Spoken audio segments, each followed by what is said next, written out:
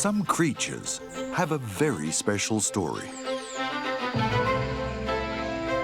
They were driven out by humans through monocultures, mining, or manufacturing.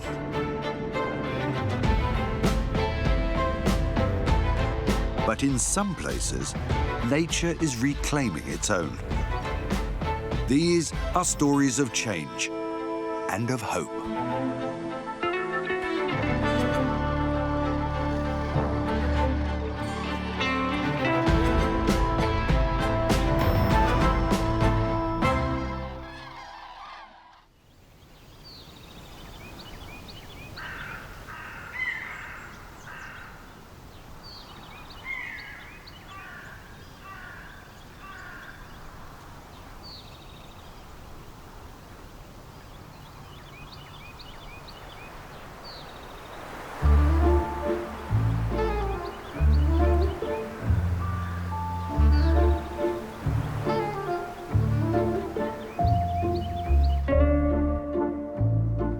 Devon, in the southwest of England.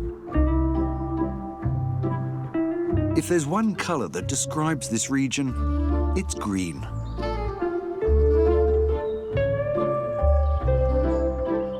A sea of fields stretching to the horizon. Life is less busy here than in the rest of the United Kingdom. Until an animal returnee turns everything upside down.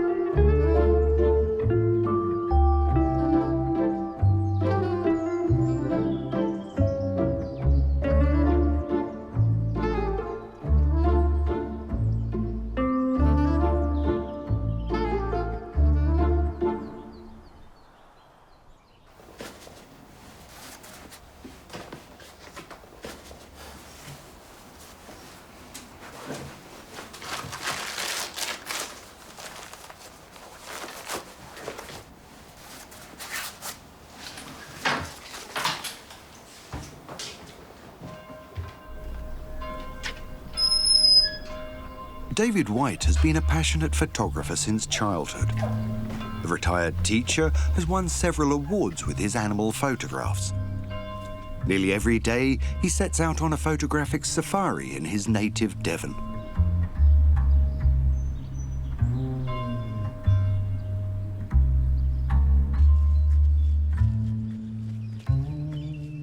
One of these outings made headlines in 2013. His goal at the time was the River Otter, a small river only 44 kilometres long that was familiar to few people outside Devon and is rarely mentioned in travel guides. With David White's help, it has become famous throughout the country.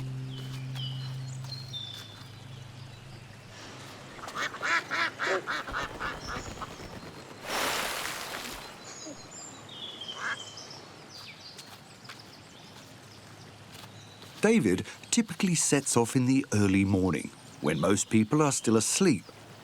This ensures he will be undisturbed.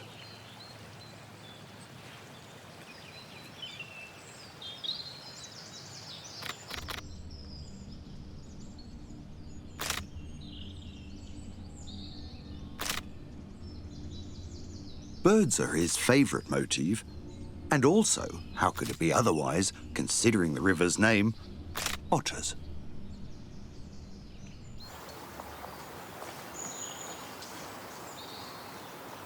David knows all the inhabitants of the river. At least, he thought he did. This is the spot where I found the print. As you see now, there are masses of dog prints everywhere. The day I came down and saw it was after the river had been in flood. All the prints had been washed away, and the newly exposed material, there was this strange print. It was an odd shape, it was too big, I just didn't recognise it, and that's when I knew we had something different on the river.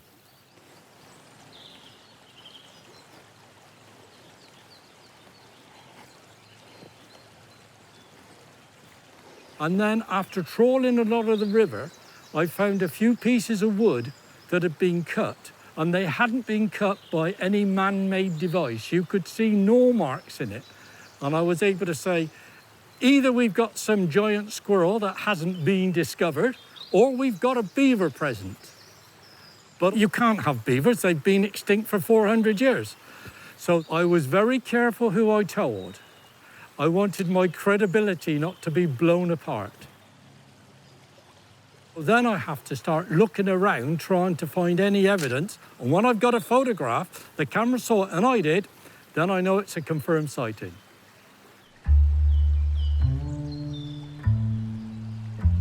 The few friends David told about his suspicion were more than sceptical and made fun of his search for the phantom of the river otter. But David didn't give up. After all, his reputation was at stake. He was determined to solve this mystery and lay in wait for days. And finally, his perseverance paid off.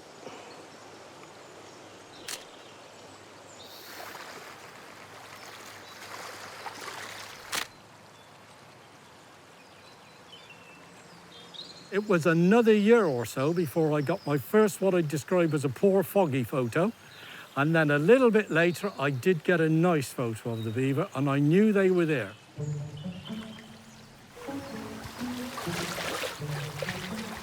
As the last wild English beaver had been killed by hunters in the 16th century, the sensational news quickly spread.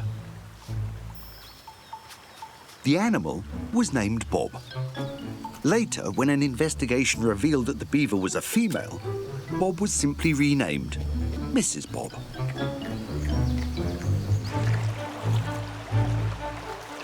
The beaver moves slowly on land. Its real territory is the water.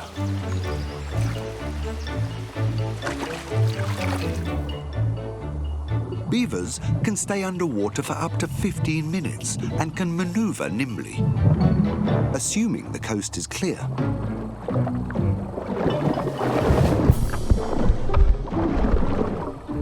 How Mrs. Bob ended up in the river otter remains unclear. She probably escaped from a wildlife park or was abandoned. It was a mystery that fueled the media frenzy even more. Britain's first wild beaver in 500 years caught on camera. Wild beaver in the river otter. A beaver in England? Well, I'll be damned.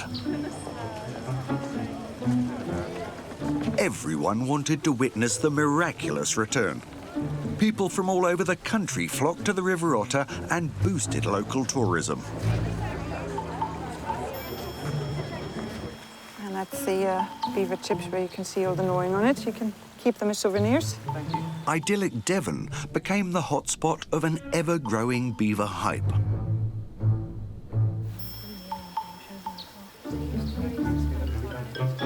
Look over there.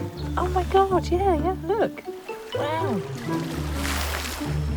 A beer was even named after the rodent and advertised with the slogan, "It has bite."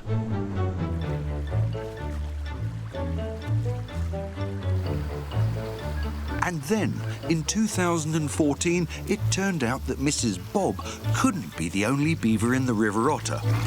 There must be at least one other male animal.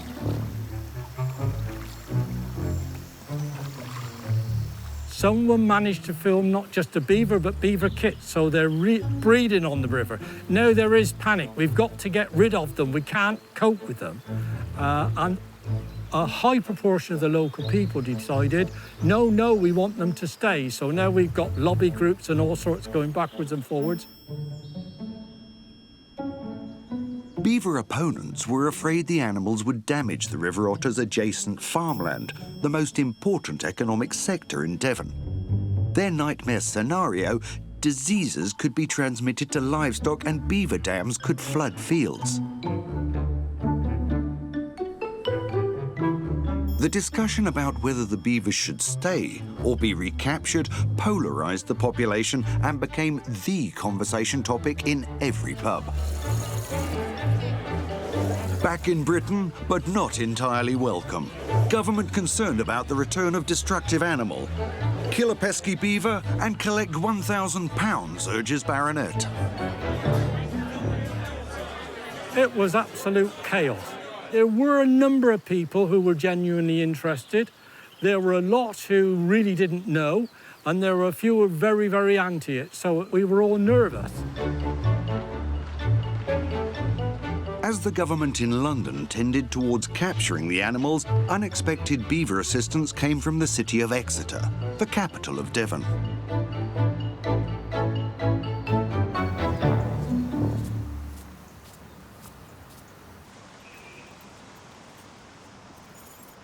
This is where ecologist and animal rights activist Mark Elliott works, at one of the most respected regional environmental protection organisations. At that point, we proposed this trial to see whether or not we could show that people and beavers could live alongside each other. So it was quite a tense time.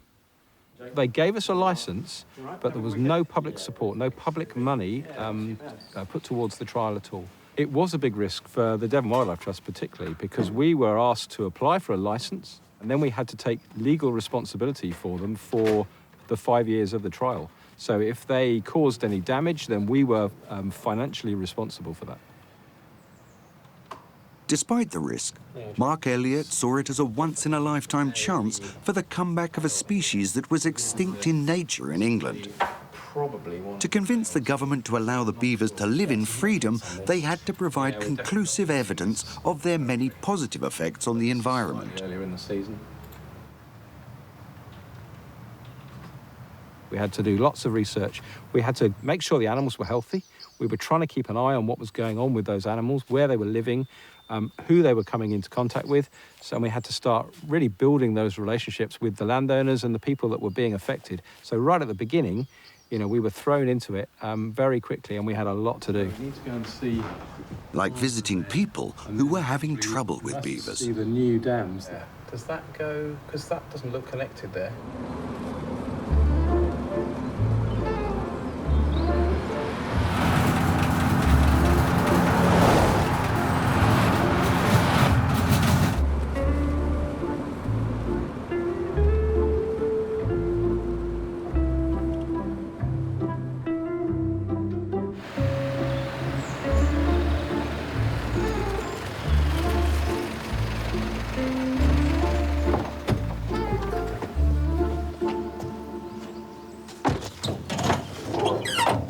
It was clear to Mark Elliott and his colleague Jake Chant that the future of their fosterlings depended on whether the people who encountered the rodents on a daily basis would accept them. Since the beginning of the research project in 2015, they have been reachable around the clock at an emergency number. Aside from their scientific investigations, resolving emerging conflicts and finding compromises are their most important tasks.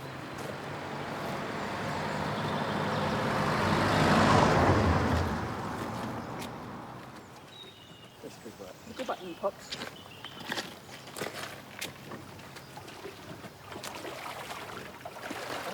Pensioner Barbara Chambers lives along a little tributary of the River Otter.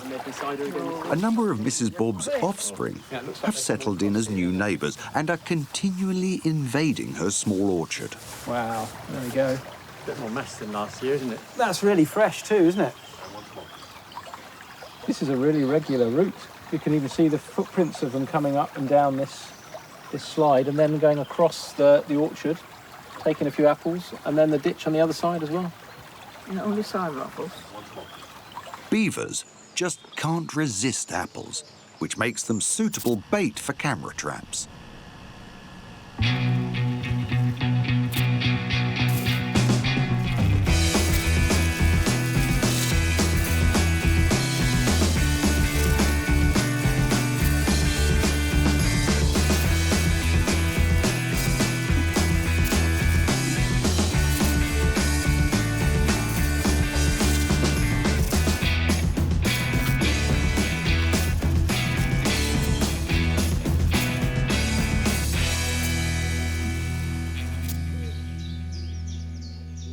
There we are. Look, this is the one where we've been protecting.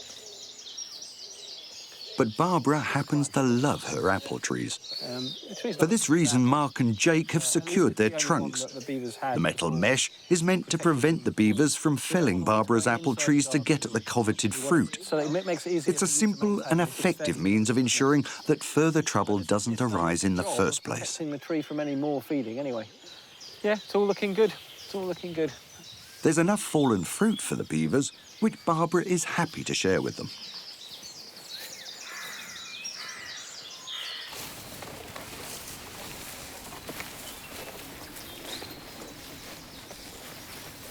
Conflicts have continually increased since the sighting of Mrs Bob in 2014.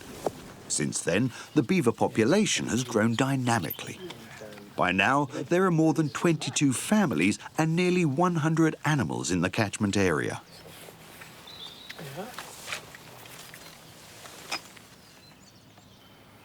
In search of a new habitat, a number of beavers have wandered up the smaller tributaries of the River Otter. Mark Elliott wants to monitor their behaviour at a small brook using camera traps.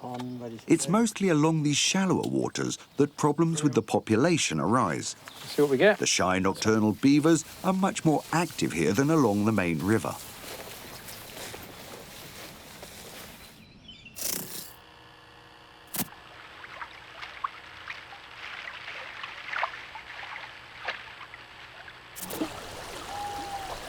The beavers begin damming the water along the shallow streams.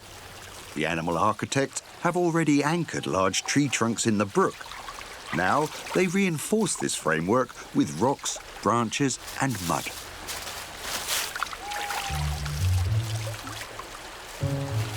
Beavers need the water to be at least 60 centimetres deep, so the entrances to their beavers' lodges are underwater and they can quickly disappear in case of danger.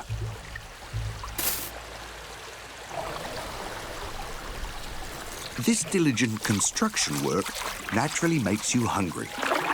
To get to the tasty buds at the top of the trees, as well as additional building material, the beavers do what they're famous for.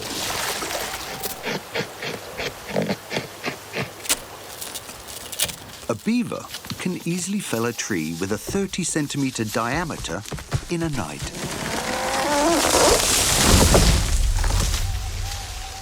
Everyone says, you know, you're busy like a beaver. You know, you're constantly at it.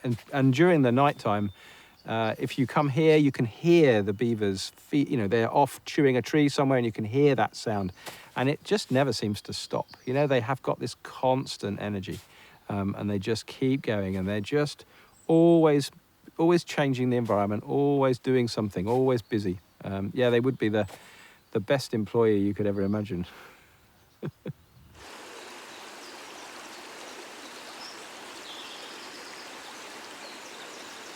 The largest dam that Mark Elliott has found so far was nearly 1.5 meters high. These constructions have earned the beaver the nickname ecosystem engineer. When unexpected visitors show up, it becomes apparent that the backed-up ponds fulfill their purpose as escape rooms.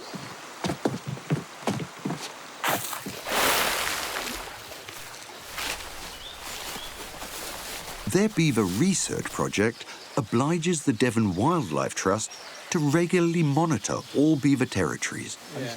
Every time they do, Mark Elliott and Jack Chant are impressed. Get a record of it. Just one beaver family is enough to ensure that nothing remains as it was. The beaver's instinctive behaviour produces lasting changes in the landscape. When you see these dams, particularly if a dam is given space, if the watercourse is given space, and so when the beavers bring the water out of the channel and across the floodplain, it's how rivers should be. And all of our rivers would once have been like that, but we have manipulated them and heavily manicured them. And it's lovely to see this sort of regeneration of our natural waterways. It's amazing to see.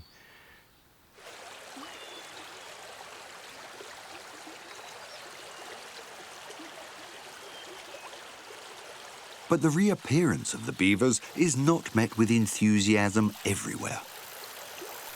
Fishing is a popular sport in England, and more than 3 million Britons are regular anglers. One of them is Martin Harmer, chairman of the Launceston Anglers Association.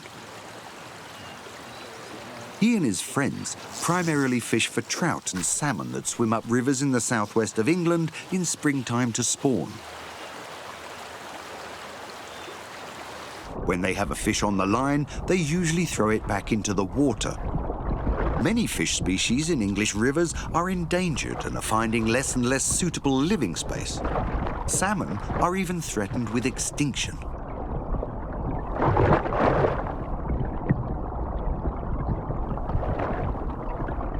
I see a lot of the reasons for beaver introduction is to provide increased wetlands and perhaps to slow the flow in rivers and improve habitat. The only problem is that the introduction of beavers and their associated dams may impinge or affect the migration of the salmon and sea trout up and down the river, not only when there are babies, but when they are larger. Previous research results by the Devon Wildlife Trust refute these concerns. Despite the beaver dams, the fish population in the River Otter has even increased over the past few years. Yet the anglers are still not convinced. These rivers have been managed and maintained without beavers for 400, 500 years now. So we have to be pragmatic with beaver introduction. We're not against it, but we need some closely monitored trials of the release of beavers and to see how they integrate into the ecosystem.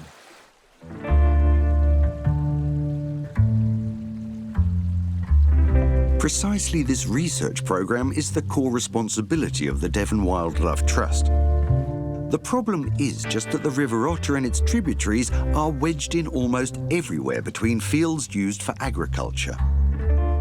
How can Mark Elliott make reliable statements about the influence of beavers on nature in this human-dominated world when beavers have no place in it?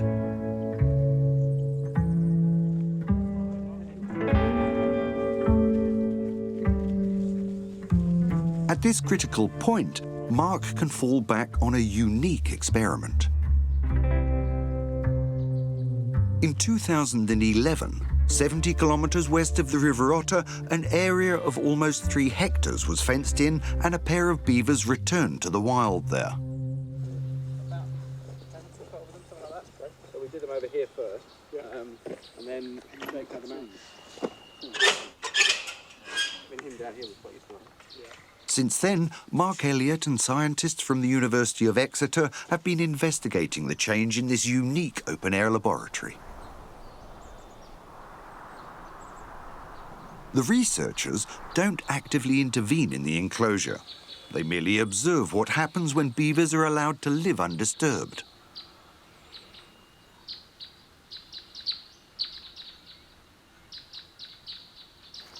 From the very first day, the four-legged landscape gardeners began reshaping their new home. They used not only their teeth, but especially their paws, which they used deftly like 2 hands. Beavers are among the most creative architects in the animal kingdom.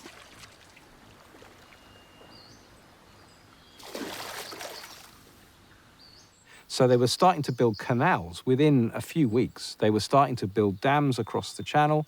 They were digging out great big water bodies within the space of a few, the first winter of putting them in. This site was already really looking very different. And I don't think any of us were quite expecting anything quite as dramatic as that. These changes transformed a small forest with a narrow brook into a wet wilderness.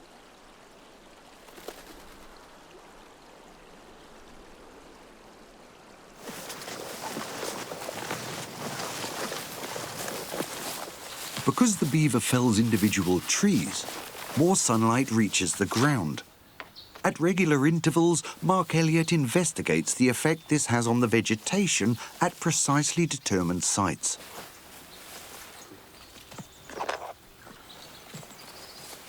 His investigations over the last 10 years show that the beaver has helped to develop a forestry monoculture into a biodiverse ecosystem with many ground-level shrubs and plants that can hardly be found elsewhere in Devon.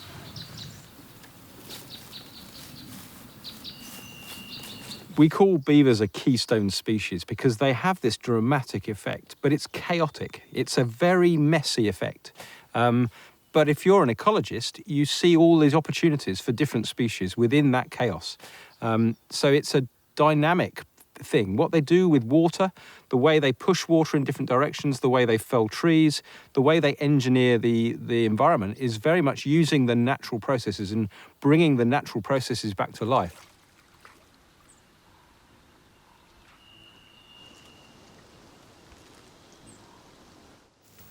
Whereas insects are dying out worldwide, 12 native species of dragonfly are now living here again, some of them rare. Among them is the little azure damselfly and the southern hawker, which is just shedding its exoskeleton. It takes more than 2 hours for its body and wings to be pumped up and hardened. Then it's ready for its maiden flight.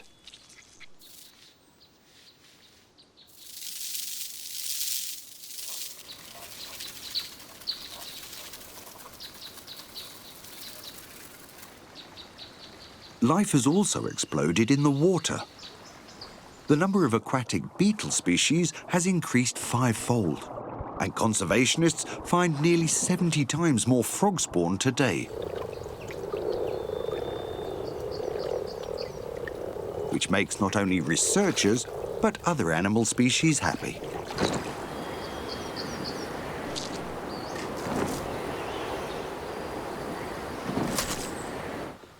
The beaver ponds that scientists at the University of Exeter are researching are responsible for the rapid growth in biodiversity.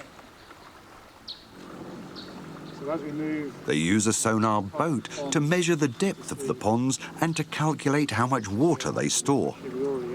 Other measuring devices record the volume of water that flows through the enclosure. Professor Richard Brazier heads the investigations and supports the Devon Wildlife Trust. His data is meant to prove the beaver's usefulness in maintaining the water balance. However, in their urge to create, beavers take no consideration of science. It's not easy working with beavers at all. We find that they build these dams right on top of the equipment that we're trying to use to monitor what they're doing. And so we came back one time, for example, and we saw no rainfall overnight, and yet the water depth was another 30 centimetres higher. And it was nothing to do with the rain, it was all because the beavers had built a dam in our monitoring equipment.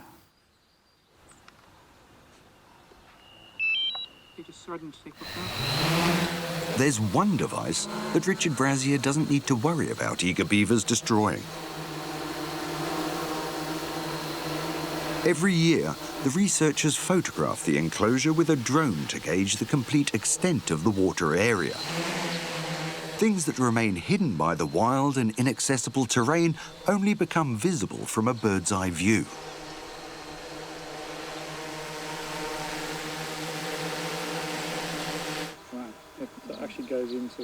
They suspect that the beavers have built at least 2 additional dams.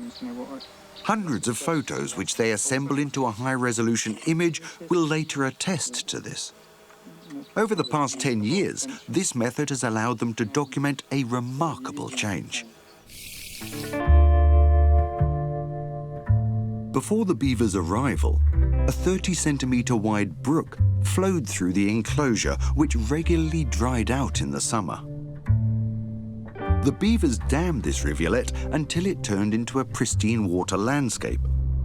By now, 13 dams store more than 1 million litres of water over an area of 1,600 square metres. When we walk into a beaver land and we see the changes that they've brought about, that brings us back in time.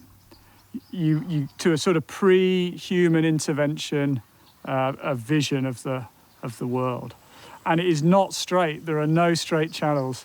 It is not water flowing fast. But an exciting finding, which we didn't even think about, was that in the dry times of year, like now in the summer, when there is no water flowing into the top of the beaver site, there is still water leaving the bottom of the site. So the drought response of beaver dams is to keep water in the landscape, which of course for the streams and the aquatic life that live in those streams downstream of beaver sites is a fantastic thing. It is putting water back in the dry times. The beaver ponds don't just improve the microclimate, they are also valuable allies in the battle against the impact of climate change. Richard Brazier has noticed something else. He collects a sample of the water that flows into the enclosure. It's a lot murkier than the water that leaves the enclosure below the beaver dams. The difference between the samples is apparent.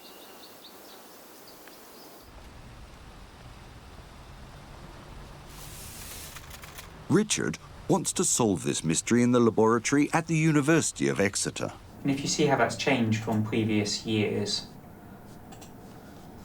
we can see how originally it's just the one pond. His hypothesis is that the beavers not only store water and create a new natural paradise, but that their dams, staggered one after the other, might also form a natural wastewater treatment plant. Water all the way through the site.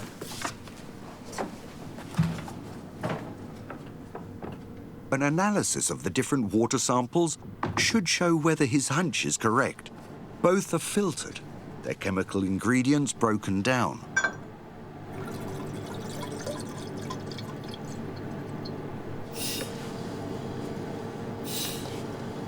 Richard Brazier suspects the beaver dams work like this experimental arrangement as a giant natural filtration system.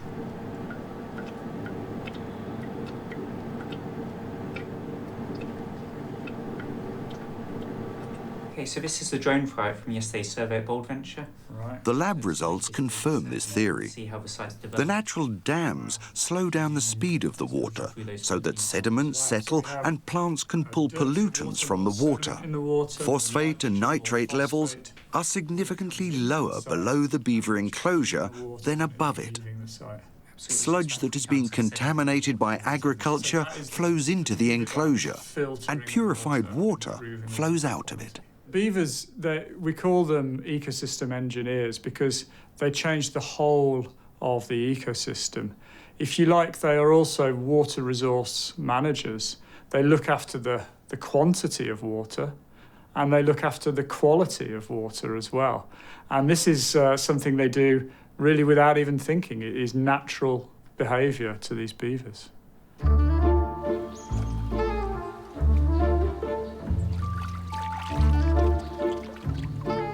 There is a certain irony to the fact that the beavers can only act out their natural behaviour in an enclosure. The beavers' positive effects on the environment in the fenced area are undeniable. But is this also the case when no limits are set for the beaver, when its chaotic nature meets our structured world?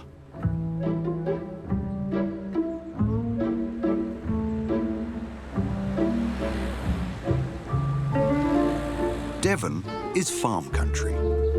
More cows live here than in any other English county. They provide more than 1 billion litres of milk annually, valued at nearly 300 million euros.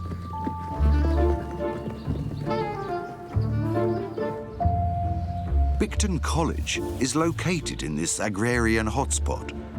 It's one of the most prestigious agricultural schools in the United Kingdom. The college, located right near the River Otter, is representative of the scepticism that the majority of farmers have regarding beavers.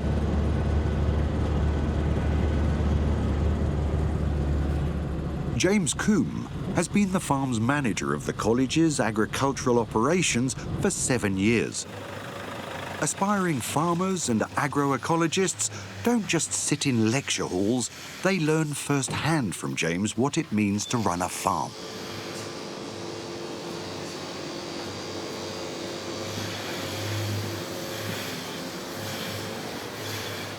Nice and clean in here for the start, Bill. The Bicton farm owns 180 cows, a mid-sized livestock farm for southwest England. I would have thought in that clovery grass up there, that's going to help keep them clean as well. I guess whilst it's However, since 2017, James Coombe has had to manage not only the students' education and the milk yields of his cows, he also manages beavers.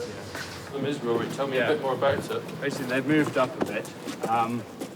At the time, a family of beavers moved through a small brook from the River Otter to the property of Bicton College. Within a short period of time, they dammed the water and flooded wide areas of pasture land. Year and a half, they began to move up the stream here, right past the moors. James Coombe and his team work closely with the Devon Wildlife Trust. They only recently let the water run off from a beaver pond, but the beavers seem to be damming the stream up again. Yeah, OK. Thanks, we'll just have to keep monitoring it.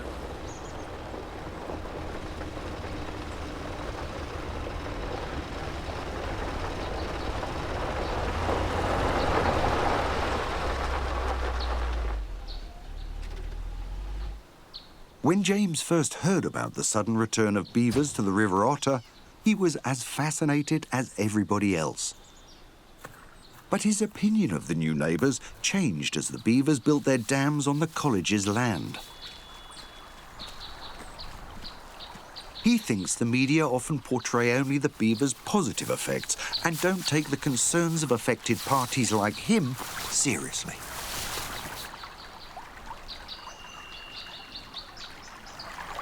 It's possible that a good quarter of the low-lying fields around us, as an absolute minimum, possibly could be flooded if we just left the beaver to express their natural behaviour.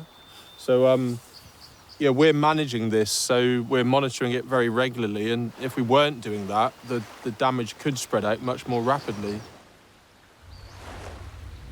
If they don't regularly drain off water from the beaver ponds, 4 hectares of pasture land could be permanently flooded.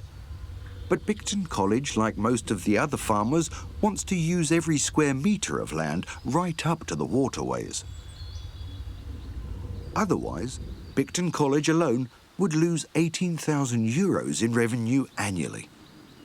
The whole river valley here is farmland, but to give it over for environmental benefits like beaver habitat could be a very sensible thing to do.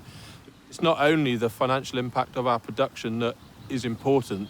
It's a bigger question, isn't it, about how much impact are we willing to accept versus the environmental benefit it provides. And as farmers, we're being told that there will be compensation levels and schemes that will be available. But at the moment in the UK, I think the farmers' feeling is that a lot of the detail for those schemes isn't really 100% available. So we're currently a little bit in the dark as to exactly how it will all play out.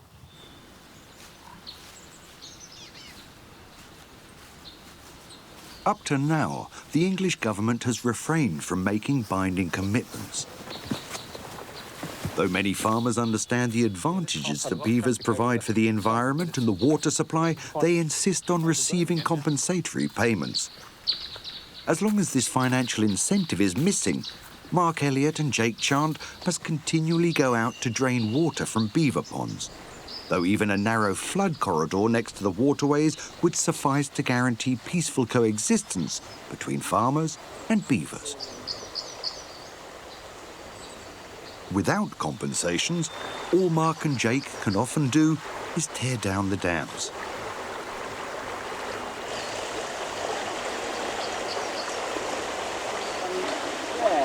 As paradoxical as it sounds, this ultimately helps the beavers.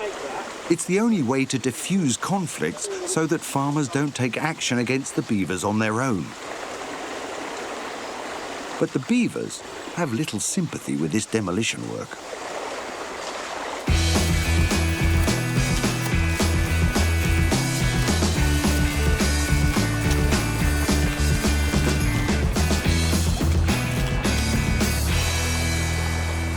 Mark and Jake have to tear down the new dams up to 4 times before the beavers give up and move on. Even though the dams could contribute to solve another major problem in Devon.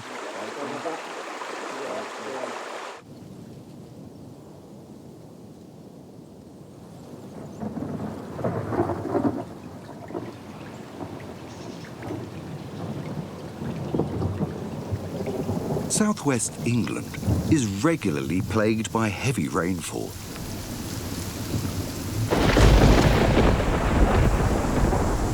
More than 120 litres per square metre of water can rain down here in just an hour from fronts moving in from the Atlantic.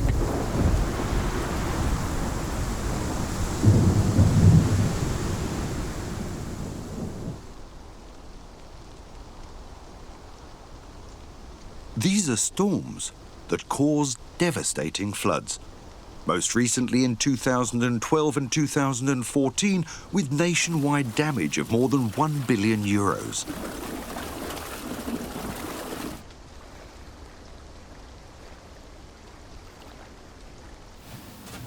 In England, the Environment Agency is responsible for flood protection.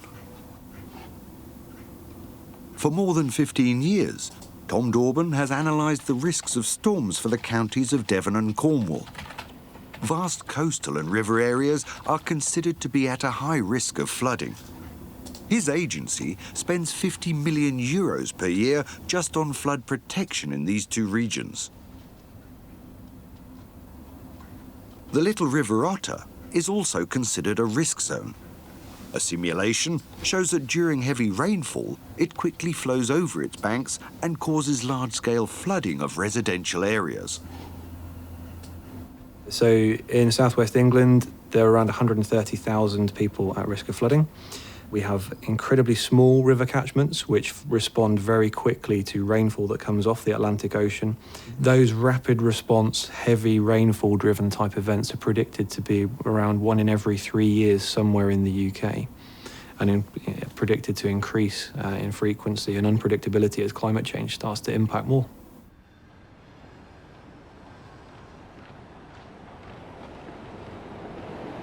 A great deal of money went into the construction of earth and concrete dams in recent decades to protect large cities like Exeter from the water masses.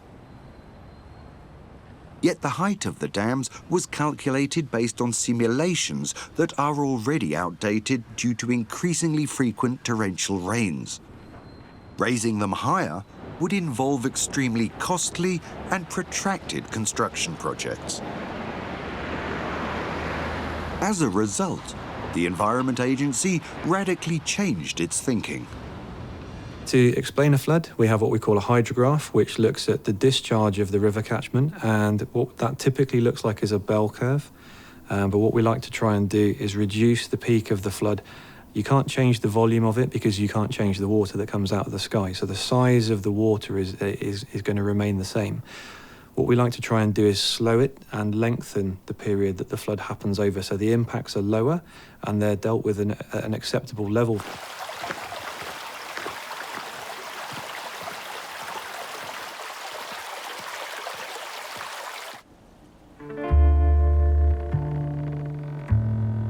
The magic formula for this new approach is natural flood management.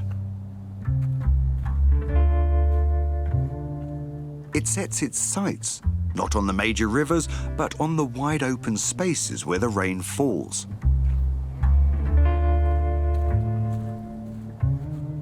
Installing flood protection measures in unpopulated Dartmoor seems absurd at first. The local inhabitants also eye Tom Dorban sceptically.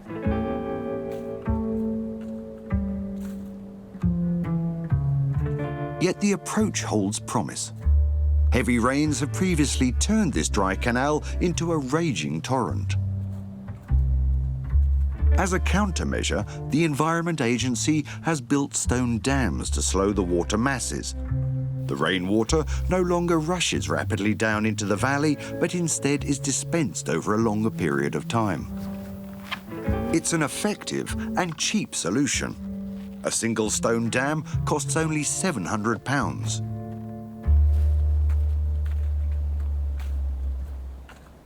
The Environment Agency is experimenting with a variety of natural materials. They build wooden dams in a different drainage channel. Tom monitors the wooden planks. They are meant to slow the water, not dam it. Otherwise, the dam could break and result in an even larger flood. What we're trying to do now is build structures like the leaky dam behind me, right where the flooding originates, where the cause comes from. So the idea being that we have hundreds of structures like the one behind me scattered across the upper catchment, and then the solution starts where the problem is.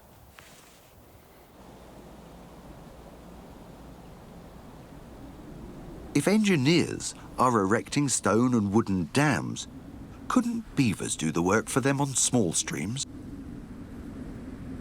After all, the animal architects have been building their dams for thousands of years, completely for free.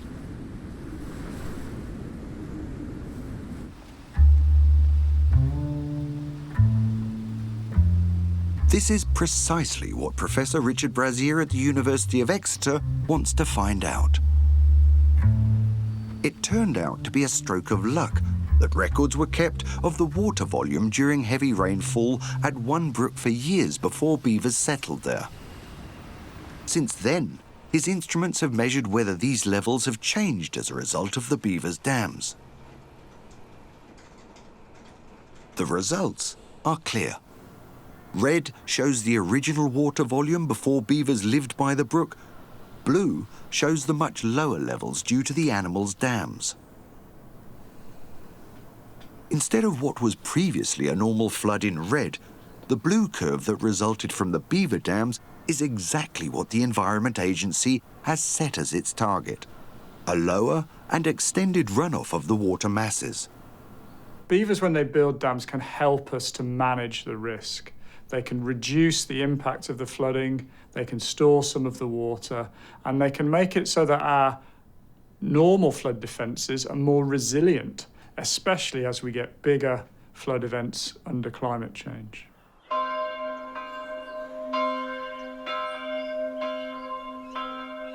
This actually works, as can be seen in the village of East Budley, which lies along a tributary of the River Otter.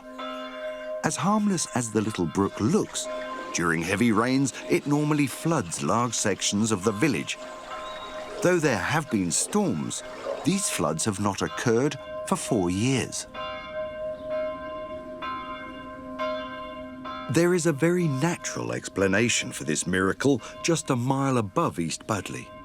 4 years ago, a beaver family settled there and began to dam up the narrow brook.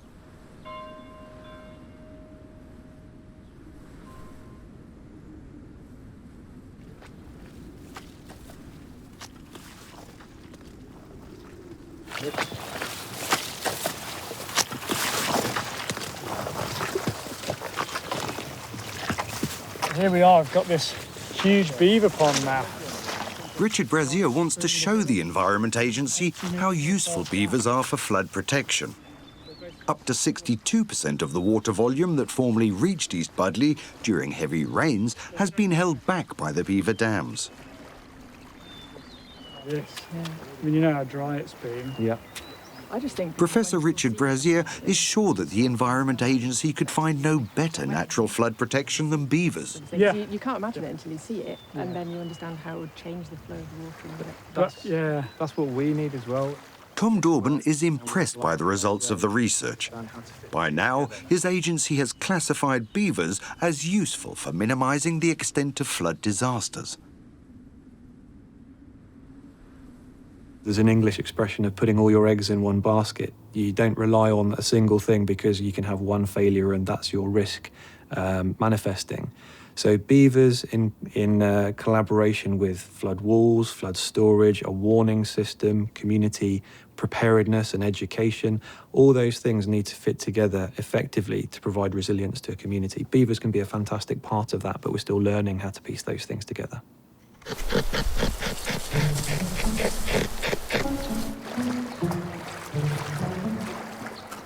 The beaver's return provides great opportunities. The ecosystem engineers not only increase biodiversity to minimise the loss of productive land through flooding, they also clean the water and prevent flooding. Such is the conclusion of the Devon Wildlife Trust at the close of its research project. But will the English government follow suit, or will it still have the beavers recaptured? Why 2020 has been good for England's beavers. Beaver families win legal right to remain. England's first wild beavers allowed to live on River Otter. Felt like a good day, that one, when we actually finally found out that the River Otter beavers would stay. Showed that the work that we'd done for 5 years had paid off. You know, we had got this animal back in our landscape again, and formally recognised that it was back where it should belong. So it was a good day. But the decision was only a partial victory, because wild beavers are expressly only permitted to live on the River Otter. Whereas about 25,000 beavers live in Germany, in England they are a rarity despite their usefulness for nature. Whether the animals should also be reintroduced in other areas of England is a topic of continued debate. This will ultimately depend on whether people believe that humans and animals can coexist, and whether people are prepared to admit a little bit of chaos into our world.